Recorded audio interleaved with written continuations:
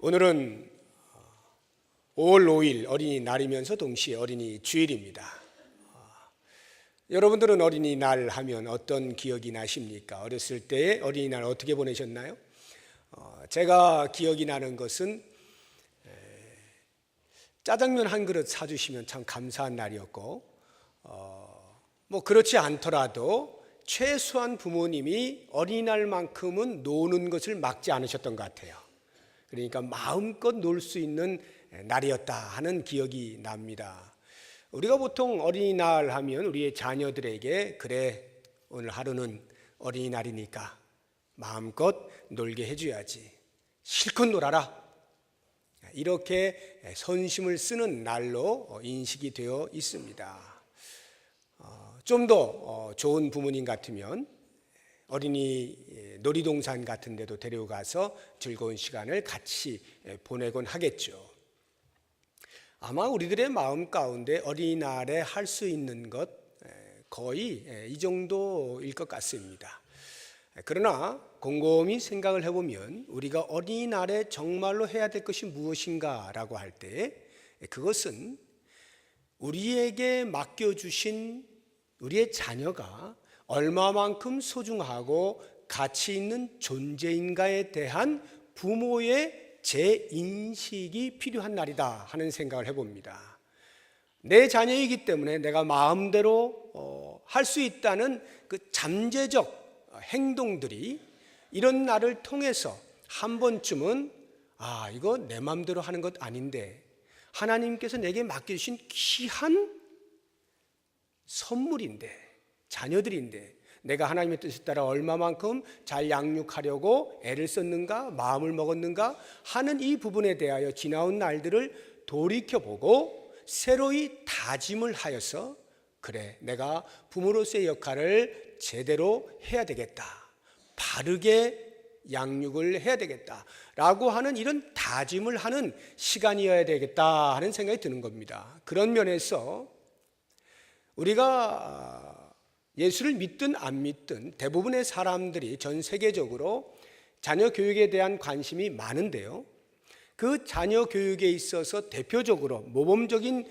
사례로 꼽고 있는 것이 유대인의 자녀 교육입니다. 이것은 전 세계적으로 거의 인정되고 있는 그러한 그 자녀 교육법이에요. 그것을 이름하여서 쉐마 교육이라 이렇게 보통 부릅니다. 쉐마가 무엇이냐면 오늘 우리가 읽은 이 본문의 말씀 신명기 6장 4절에 보면 이스라엘아 들으라 라고 말씀하고 있죠. 이때의 원문은 들으라 이스라엘아 이렇게 돼 있거든요. 그 원어 자체가 쉐마 이스라엘입니다. 쉐마 이스라엘 이렇게 시작되는데 그 처음 시작하는 쉐마, 들으라 라고 하는 이 교육법, 이것을 오늘 우리가 한번 살펴보려고 그러는 거예요. 그래서 어떻게 해서 유대인의 자녀 교육이 세계적으로 인정을 받고 실제로 그 유대인들이 자라나서 전 세계의 경제계면 경제계, 정치계면 정치계 각종 분야에서 두드러진 역할들을 할 수 있는가라고 하는 이 부분에 대해서 우리도 좀 관심을 가지고 그러한 교육을 우리가 시켜야 되겠다 하는 다짐을 해볼 수 있는 시간이 되었으면 좋겠습니다. 보통 우리가 자녀 교육하면 세계에서도 손꼽는 나라가 우리 대한민국이거든요. 대한민국의 부모님들만큼 자녀 교육에 열의가 있는 나라가 별로 많지 않습니다. 그래서 이 쉐마 교육이 참으로 좋다더라 하는 것들을 어느 정도 알고 있기 때문에 과연 그것이 무엇인가라고 들여다보면서 나름대로 따라하려고 애를 쓰지만 정작 그 쉐마 교육이 가지고 있는 본질은 놓치고 주변에 있는 어떻게 하느냐라고 하는 교육의 방식이나 또는 어떤 교육 환경 속에서 하고 있는가라고 하는 그런 환경들을 보면서 모방하는 이 정도 수준에 그치고 있기 때문에 정작 그 쉐마 교육에서 하고자 하는 그 부분을 놓쳐 하나님께서 그 유대 민족을 축복하시고 이 세상 가운데에서 머리로 세우시는 그 부분에 대해서 우리가 함께 그 복을 나누어 받지 못한다 하는 생각을 하는데요, 오늘 과연 그 쉐마 교육이 본질이 무엇이냐 하는 것을 같이 한번 생각을 하면서 우리의 자녀들에게도 그와 같은 교육을 시킴으로써 우리의 자녀들이 먼 훗날 미래에 이 세계를 짊어지고 나갈 수 있는 인재들이 될 것을 함께 꿈꿔보는 귀한 시간이 되었으면 좋겠습니다. 쉐마 교육에서 본질은 이것입니다. 어떻게 가르치느냐라고 하는 것이 아니라 무엇을 가르치느냐 하는 부분입니다. 무엇을 가르치는가? 나는 내 자녀에게 무엇을 가르치느냐 하는 이 부분에서 모든 것이 결정이 난다 해도 과언이 아닙니다. 그러면 과연 이 유대인들은 무엇을 가르치는가? 그것이 오늘 본문 4절과 5절에 나옵니다. 먼저 4절을 보시게 되면 이스라엘아 들으라 쉐마 이스라엘 우리 하나님 여호와는 오직 유일한 여호와이시다. 이것이 그들이 가르치는 한 가지입니다. 우리가 섬기는 여호와 하나님은 이 땅 온 우주 만물 가운데 유일하신 한 분 하나님이시다. 여기에 하나님이라고 말을 할 때 그 하나님의 의미는 신을 말하는 겁니다. 신, 여호와만이 유일하신 신이시다. 유대인들은 자녀들에게 이것을 가르쳤어요. 너무나 평범한 것이죠. 그들의 기독교 신앙에 있어서 근간을 이루는 것입니다. 그럼에도 불구하고 그들은 끊임없이 그것을 반복하여 자녀들에게 가르쳤어요. 여호와가 유일한 신이시다. 여호수아가 가나안 땅을 들어가기 전에 2명의 정탐꾼을 보내지 않습니까? 그 2명의 정탐꾼이 가나안 땅에 들어가서 기생 라합의 집에 머물게 됩니다. 그때 그 라합이 숨겨주면서 그들에게 부탁을 하죠. 당신들이 들어오게 되면 나와 내 가족을 살려주시오. 내가 당신들을 숨겨준 대가로 그렇게 해주시면 고맙겠습니다. 해서 실제로 이제 그렇게 구원을 베풀지 않습니까?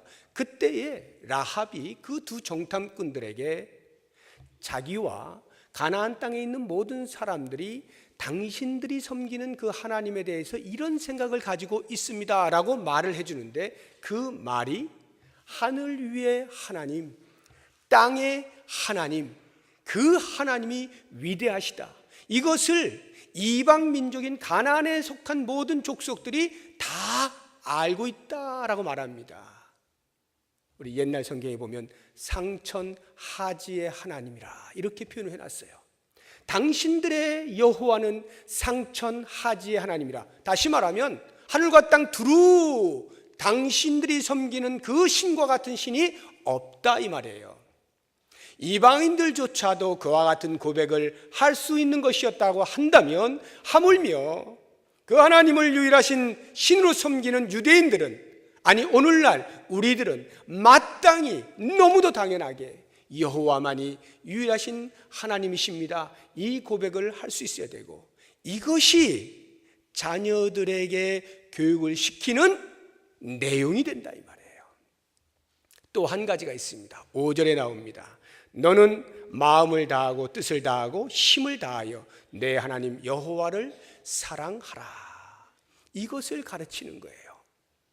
그들은 자기의 자녀들에게 온몸과 마음을 다해서 전인격적으로 지정의 전체를 동원해서 여호와 그 하나님을 사랑하라, 사랑하는 법을 가르쳤어요.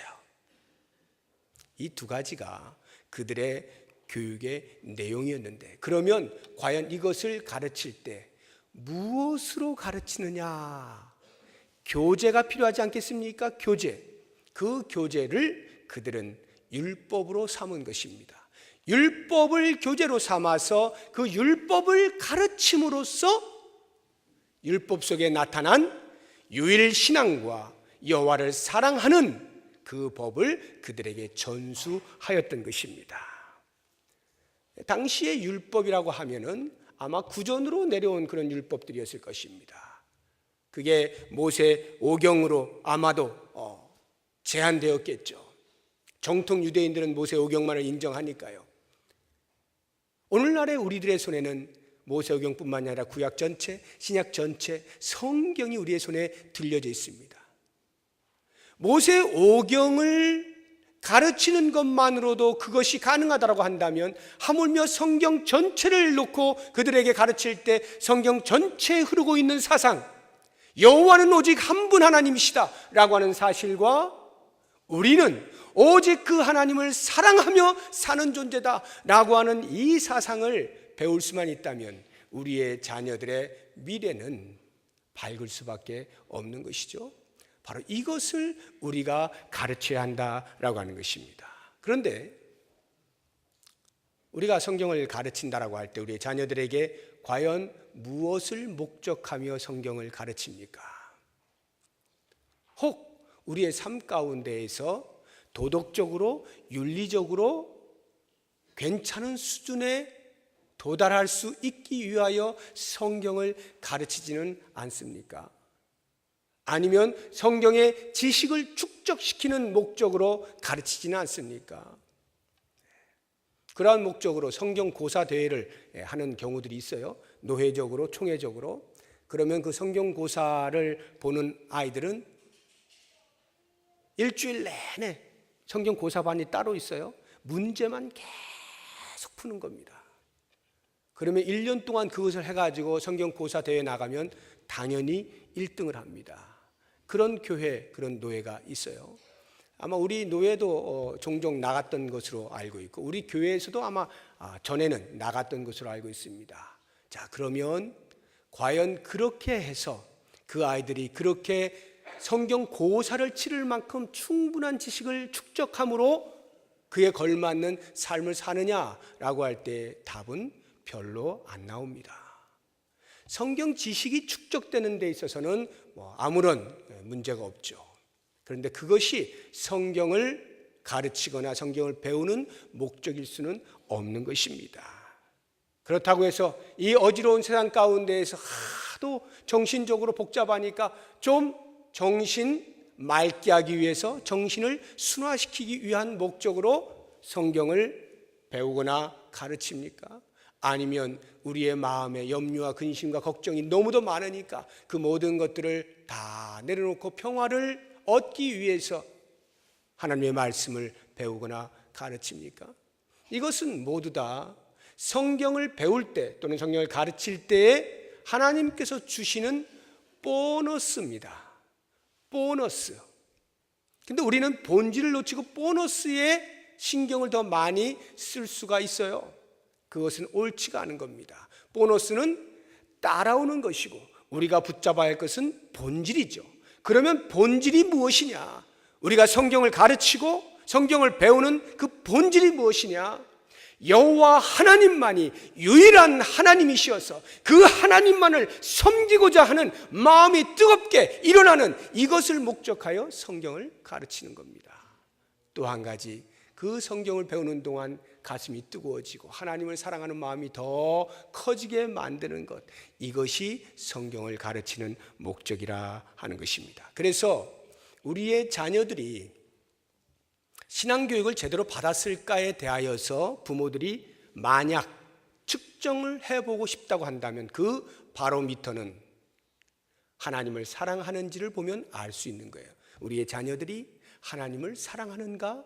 라고 하는 이 부분을 보시게 되면 거의 틀림없이 나의 신앙교육이 자녀에게 어떻게 미쳤는가 하는 것을 금방 알 수가 있는 것입니다.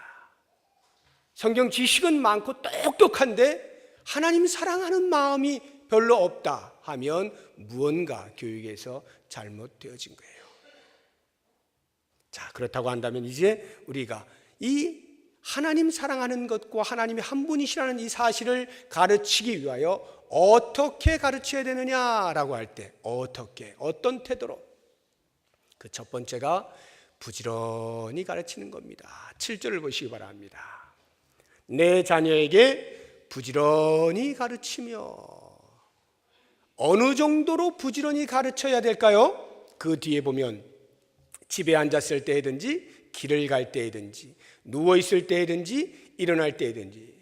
무슨 말입니까? 집에 앉았을 때나 길을 갈 때나 어디서나 누워있을 때나 일어날 때나 언제나 언제 어디서나 가르칠 만큼 부지런히라는 말이에요.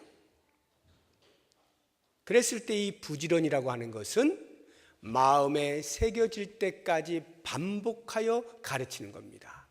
반복하여 끊임없이 반복하여 가르치는 것이 부지런함이에요. 그래서 7절 제일 뒷부분에 보면 이 말씀을 강론할 것이며 라고 할 때 이 강론한다는 말, 보통 제가 지금 이렇게 설교하는 이게 강론이거든요. 하나님의 말씀을 논한다 이 말이에요. 선포한단 말이죠. 이게 강론인데, 그래서 우리는 강론할 것이며 라는 말을 들을 때에는 뭔가 갖추어지는 어떤 곳, 장소와 특별한 시간을 상상하기가 쉽습니다. 그러나 여기에서의 강론이라는 것은 엄격한 의미로 이렇게 지금 예배 시간에 설교하듯이 하는 이런 강론을 말하는 것이 아니고 평상시에 자녀들과 대화하는 말을 의미하는 것입니다. 그러니까 하나님의 말씀을 말해라 이런 뜻이에요.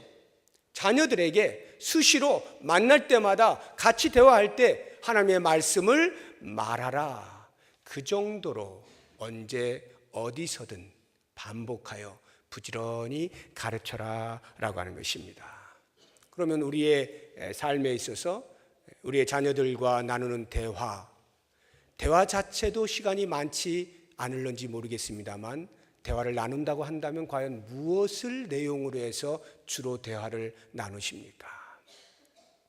과연 우리의 대화 가운데 하나님을 말씀하는 내용이 몇 프로 정도 들어가 있습니까? 10% 정도 들어갑니까? 아니면 거의 안 합니까? 그 성경 교육이야 주일학교에서 가르치는 것이지, 교회에서 가르치는 것이지 라고 혹시 생각하지는 않습니까? 아니요. 주일학교에서 가르치는 것보다 훨씬 중요한 것이 가정에서 부모들이 말씀을 늘 하는 것입니다. 그렇다고 하면 최소한 우리의 머릿속에 인식이 될 만큼의 그 정도의 분량 정도는 이야기를 할 수 있어야 되는 것입니다. 그런데 우리의 모든 대화들이 뭐 했니 물으면서 이 땅에서 무엇인가 필요로 하는 것들, 이 땅에서 이만한 수준에 있어야 될 것들, 이런 것들에만 모든 관심이 가면서 대화를 나누고 있지는 않느냐 하는 것입니다. 정작 그 자녀들에게 본질로 근간이 되어줘야 할 하나님의 말씀에 대하여 과연 우리가 나누고 있느냐라고 하는 부분들을 이 시간에 잘 생각해 보시고 하나님을 부지런히 가르치고 그 가르침 속에서 아이들이 하나님을 사랑하는 법을 배워나갈 수 있도록 그렇게 해주시기를 바랍니다. 두 번째로 어떻게 가르치는가 6절을 보시게 되면 오늘 내가 내게 명하는 이 말씀을 너는 마음에 새기고, 부모에게 하는 말입니다. 부모가 먼저 말씀을 마음에 새겨라는 것입니다. 다시 말하면 모범으로 가르쳐야 한다라는 뜻입니다. 내 마음에 하나님의 말씀을 새기지도 않은 채 자녀의 마음에 말씀을 새기려고 한다면 그게 과연 새겨지겠습니까? 내가 하나님을 사랑하는 모습이 전혀 없는데 하나님을 사랑하라고 말을 한다면 그 말을 자녀들이 듣겠느냐 이 말이에요. 내가 하나님의 말씀에 대한 갈망이 없는데 그 말씀을 내 삶의 지표로 삼고자 하는 의지가 없는데, 그래서 이 땅의 철학과 사조와 방법을 따라서 사는 것이 자녀들에게 그대로 노출되어 있는데 가끔씩 하나님 말씀대로 살아라, 하나님을 사랑해라 라고 하는 말이 과연 그들에게 들려지겠느냐 이 말이에요. 내가 이 부분에 대한 확신이 있지 않냐면, 하나님의 말씀이 내 삶을 지배하고 하나님이 한 분이신 것과 하나님을 사랑하는 삶이야말로 내 인생을 바꾼다, 인생의 가장 중요한 삶의 지침이다 라고 하는 확신이 내게 없는 상태에서는 자녀들에게 무엇을 전달할 수가 있겠느냐 이 말이에요. 그런 면에서 가장 먼저 부모된 자들이 내가 하나님의 말씀을 가슴에 새기고 있는가, 이 부분을 점검하시고 거기에서부터 출발하셔서 자녀 교육에 대해 깊은 관심을 가질 수 있기를 바랍니다. 그래서 우리가 신앙의 연륜이 깊어지면 당연히 하나님의 말씀을 듣고 읽고 배울 수 있는 기회가 많았다는 뜻 아니겠습니까? 그러면 정상적이라고 한다면 하나님의 말씀을 읽고 듣고 배우고 묵상하고 암송하고 연구하고 적용하고 할 때 당연히 그러한 삶은 하나님이 한 분이신 것에 대한 유일신앙이 분명해질 것이고 또한 하나님을 사랑하는 마음이 점점 더 커지는 것이 당연한 거죠. 다시 이야기하면 내가 초보의 때와 신앙의 초보의 때와 10년이 지나고 20년이 지났을 때 하나님을 사랑하는 정도가 내가 느낄 수 있어야 되고 나를 바라보는 주변의 사람들이 느낄 수 있어야 되고 하나님이 아실 수 있어야 되는 거죠. 여러분들의 지금 신앙의 연륜이 얼마나 되셨습니까? 그 연륜만큼이나 하나님을 사랑함이 날마다 더해지고 있는가라고 하는 부분을 분명히 짚어보셔야 됩니다. 그 부분이 된다고 한다면 그때로부터 그 자녀들에게 하나님을 말할 때, 하나님의 사랑을 전해줄 때 그것이 그 자녀들에게 그대로 심어져서 마음 깊은 곳에 새겨질 줄로 믿습니다. 어떻게 가르치는가? 마지막 세 번째로 환경을 통하여 가르칩니다. 환경조차 동원하여 가르친다라고 하는 것입니다. 8절 보시기 바랍니다. 너는 또 그것을 내 손목에 메어 기호를 삼으며 내 미간에 붙여 표로 삼고 또 내 집 문설주와 바깥문에 기록할지니라. 너는 또 그것이 뭡니까? 하나님의 말씀이죠. 더 구체적으로 이 본문에서 이야기하고 있는 그것을이라고 하는 것은 율법을 의미하는데 율법 가운데서도요 모든 율법을 다 기록을 해가지고 가지고 다닐 수가 없으니까요 대표되는 몇 개의 구절들을 양피지에 적습니다. 그래가지고 그 양피지에 적은 것을 똘똘 말아가지고 네모 상자 안에 집어넣습니다. 그리고는 그 네모 상자를 여기 나와 있는 말씀 그대로 손목에 맵니다. 또는 미간에 붙이고요 집 문설주에 붙입니다. 이런 일을 실제로 유대인들이 했거든요. 그러니까 하나님의 말씀대로 살겠다라고 하는 의미고요. 그 하나님의 말씀이 내 삶의 양식이다. 이러한 고백입니다. 거기에 들어가 있는 그 4개의 구절이 있는데 그 조그마한 네모 박스 안에 네모 상자 안에 4개의 구절이 들어가 있는데 출애굽기 13장에 보게 되면은 이스라엘 백성들이 애굽에서 나온 그 사건을 기념하는 절기가 있죠. 6월절 절기에 대한 규례가 나옵니다. 그 규례를 적은 것이 그 안에 들어있고요. 그 다음 이어서 보게 되면 초태생에 대한 규례가 나옵니다. 즉 처음 난 자, 장자의 성별 규례가 그 다음에 이어서 나와요. 그것이 또 거기에 들어갑니다. 그리고 세 번째가 오늘 우리가 읽은 이 본문의 말씀 신명기 6장 4절에서 9절에 있는 이 말씀을 담습니다. 그리고 신명기 11장에 보게 되면 율법을 지켜야 할 규례에 대해서 또한 나옵니다. 그래서 그 규례를 또 써가지고 이렇게 4개의 구절을 그 네모난 상자 안에다가 집어넣습니다. 그리고는 이렇게 실제로 매달고 다니는 거예요. 특히 집 문설주와 바깥문에 기록하라라고 한 이 말씀에 의해서 문설주에 달고요. 집 바깥문이라고 이 바깥문이 무슨 말이냐 하면 문설주가 이미 바깥문 아니겠습니까? 그러면 이 바깥문이라고 하는 것은 그 동네 어귀에다가 붙이라 이런 말이에요. 동네 어귀 또는 도시면 도시 어귀 성문 앞에다가 붙여놓으라는 거예요. 이 이야기는 전체 환경 자체가 하나님의 말씀으로 가득 차도록 만들어 놓으라는 거예요. 우리의 손목에 메고 미간에다가 붙이고 하는 이 말들은 모든 환경 자체가 하나님의 말씀 안에서 교육될 수 있도록 만들어 놓아라 이런 말이에요. 그래서 이 문설주라고 하는 이 말의 그 히브리어가 메주자입니다. 메주자. 그래서 그 메주자라고 하는 그 문설주의 이름을 따서 그 네모 상자 있잖아요. 그 성경 구절대에 들어가 있는 그 네모 상자 이름이 메주자예요. 그 메주자를 이렇게 붙이고 다녔단 말이죠. 그런데 안타까운 것은 유대인들이 시간이 흐르면서요 그 정신을 놓치고 형식만 남겼어요. 그래서 뭐 사람들이 잘 볼 수 있도록 더 매달아 놓고 이렇게 다닙니다.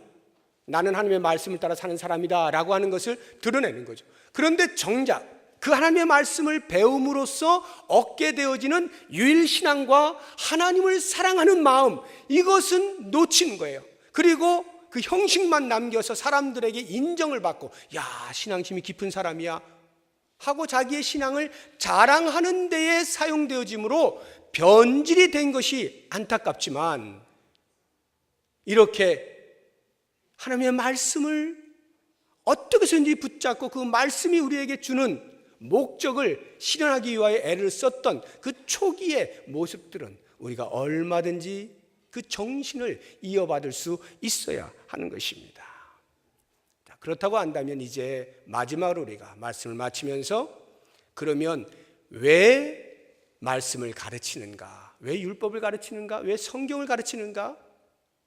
왜 하나님이 한 분이시라는 사실을 가르쳐야 하고, 왜 우리는 하나님을 사랑해야 한다라고 가르치는가? 이 부분에 대해서 한번 생각해 보겠습니다. 왜 하나님이 한 분이신 것을 아는 것이 중요하겠습니까? 그것을 알 때에 비로소 인간은 자기의 본분을 깨닫게 되기 때문입니다. 인간이 자기의 본분을 아는 것보다 더 중요한 게 없어요. 그 본분을 망각하고 본분의 자리에서 떠나기 때문에 오늘날 이 사회에 각종 문제들이 발생하는 겁니다. 왜 도덕적 타락이 이 땅에 있는가? 인간이 본분을 놓치기 때문에 그런 거예요.